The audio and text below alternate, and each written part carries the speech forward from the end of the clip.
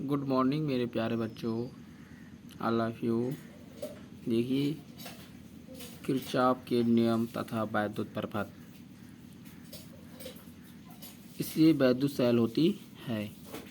यह एक ऐसी युक्ति है जो रासायनिक ऊर्जा को वैद्युत ऊर्जा में परिवर्तित करके किसी प्रपथ में आवेश की प्रवाह को निरंतर बना रखती है।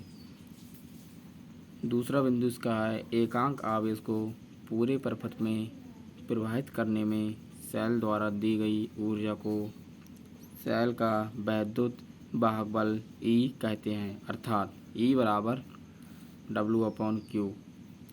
तीसरा बिंदु है, सेल से प्राप्त धारा I बराबर E/R प्लस स्मॉल r।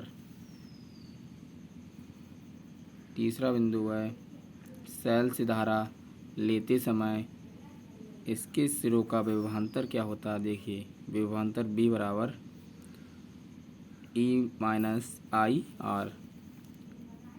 और दूसरा बिंदु फिर से देखिए, लिखा है सेल को आवेशित करते समय इसके सिरों का विभवांतर B बराबर E+I-R।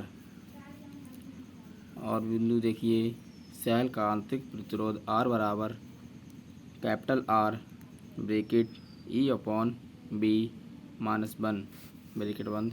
और बिंदु देखिए, वैद्युत सेल को प्रपथ में 3 प्रकार से जोड़ा जाता है। यही कैसे जोड़ा जाता है, तो नंबर 1 है, श्रेणी क्रम में प्रपथ में कुल धारा कितनी होती है, I बराबर NE/NR प्लस R।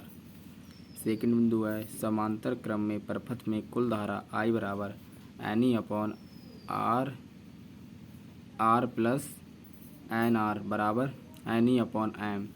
थर्ड बिंदु है, मिश्रित क्रम में, यदि मिश्रित क्रम में एक समान आंतरिक प्रतिरोध R वाले N सेल जुड़े हों तो प्रपथ में कुल धारा I बराबर MNE/NR प्लस MR।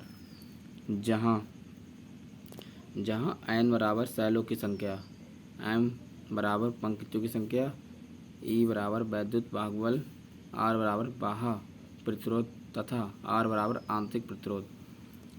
किरचॉफ के नियम, ये नियम निम्न प्रकार हैं। तो प्रथम नियम देखिए,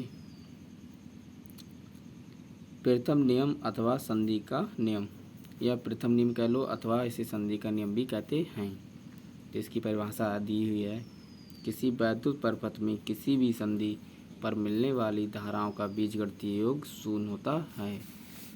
इसका डायग्राम देखो, ऐसे बनता है। अर्थात सेकंड नियम क्या है, द्वितीय नियम अथवा पास का नियम, इसे द्वितीय नियम या पास का नियम भी कहते हैं। इसकी परिभाषा है, किसी प्रपथ में प्रत्येक बंद पास के विभिन्न भागों में बहने वाली धाराओं तथा संगत प्रतिरोधों के गुणनफलों बीजगणितीय योग उस पास में लगने वाले वैद्युत वाहक बलों के बीजगणितीय योग के बराबर होता है, अर्थात सिग्मा IR बराबर सिग्मा E। इसका डायग्राम ऐसे बनता है, देखिए,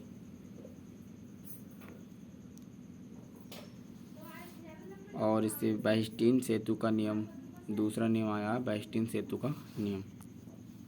ये नियम देख लीजिए, वेस्टिन सेतु, इसके द्वारा किसी चालक का अज्ञात प्रतिरोध ज्ञात किया जा सकता है। तो सेतु की संतुलन अवस्था में P/Q बराबर R/S। इसका डायग्राम ये देखिए, ऐसे बनता है।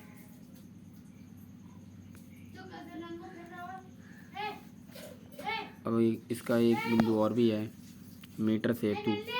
यह वेस्टिन सेतु के सिद्धांत पर कार्य करता है। अज्ञात प्रतिरोध S बराबर कैपिटल R बराबर 100 माइनस L-L।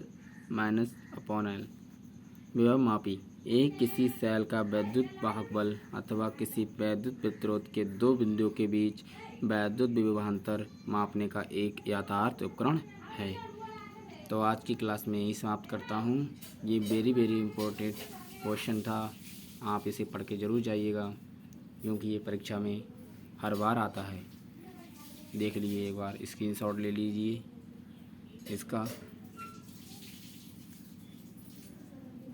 ये परीक्षा में पढ़ के ज़रूर जाइएगा, ये ज़रूर आता है, मुझे पता है आप मेरी बातों को ध्यान से सुनते होंगे।